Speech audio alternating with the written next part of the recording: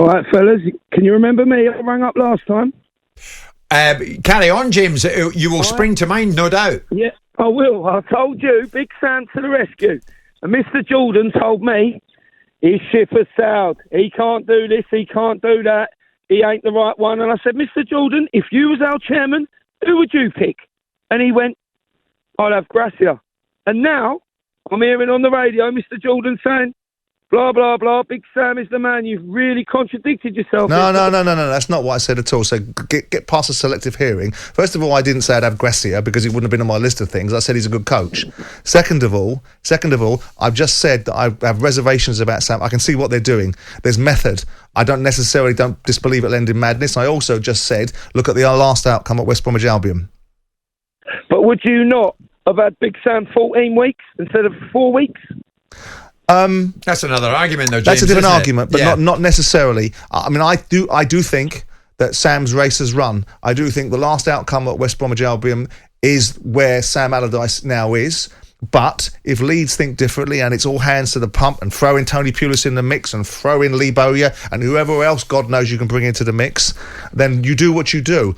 I'm not sure that it's going to make any difference, and I'm not sure with this group of players and what you've got there that you could have put Red Adair in there, just and you still would have had a problem. If you were Red Rosanna, you wouldn't be doing this, Simon. You wouldn't be appointing Sam. Is that what you're saying? Well, I don't know. I mean, Gracia to me has lost his way. If you're getting beat 5 by Palace, getting beat 6 by Liverpool, 4 by Bournemouth, and ultimately you're declining at this rate. The game on Sunday was significant because you can't, with due respect to Gary O'Neill and all the praise we got to Bournemouth yesterday, you can't go and get beat 4 by Bournemouth in the game that you're fighting for your life in. Yeah, exactly. James, if James is still there, James, is he the answer, do you think? Is he the answer at this stage for Leeds? I said this how long ago, and I said, let's just go with it. I knew we was in big trouble. Yeah. I knew we couldn't defend. We had no defence. Our defence is terrible. It's championship level. Yeah, we need someone who's going to come in and focus on that point of the pitch and get a little bit of belief, put an arm around the player. Bring them up when they're sulking. Bring them up. Get that team togetherness. Okay. He ain't got that. He stands on the sideline and he just sits up. Where's Wally? He don't know what he's doing. Okay, James. Listen, thanks for that. Lots of messages coming in support of Sam now. Now that this has gathered pace, actually. Morning, Jim. Morning, Simon. Brian, big Leeds fan.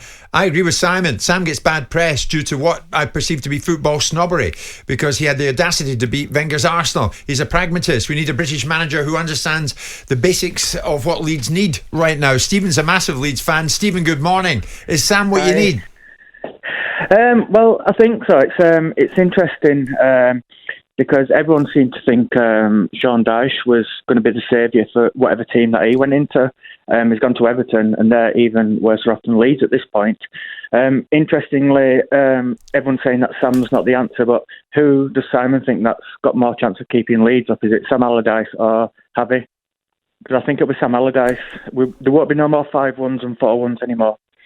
You may well be right. And of course, the owners of Leeds looking there from a position of desperation. This is not structured thinking. This is desperation. And very rarely do desperate measures play out for you. Sometimes you get lucky. You're in the hands of the gods now. And Sam Allardyce stopping you from getting beat 6 by Man City and getting beat 6 by Newcastle may well be the answer for getting 4 points out of West Ham and Tottenham. But it is a desperate ploy, one that you can't admire as Leeds fans, because you're sitting at a situation with 4 games to go. This is Watford territory. Yeah. This is what Watford do with Nigel Pearson. Yeah. This is that sort of decision-making process. OK, listen, thanks for the call. Stephen, can we get a quick one in before? Yeah, we can. Gary, big Leeds fan. Gary, good morning. Good morning, everybody. How are we doing? Good, mate, good. This is moving fast. Sam's on the way, we hear. What do you think? Oh, I don't know, guys. I'm really not in that camp, you know. Season ticket holder home and away for the last 30 years. I've been to every game. I was at Bournemouth at the weekend. Right. The dressing room's gone. What we should be doing now is we know if we're lucky, guys, just forget about 4 points. If we're lucky, we'll get 1 point at home to Tottenham. We're gone. So the sensible thing to do would be to prepare for next season.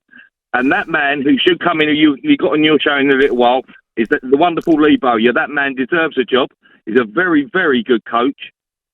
And he was the one that I would have brought in. That's interesting, Gary. Stay with us because we're going to hear from Bowyer the other side of the 10:30 bulletin.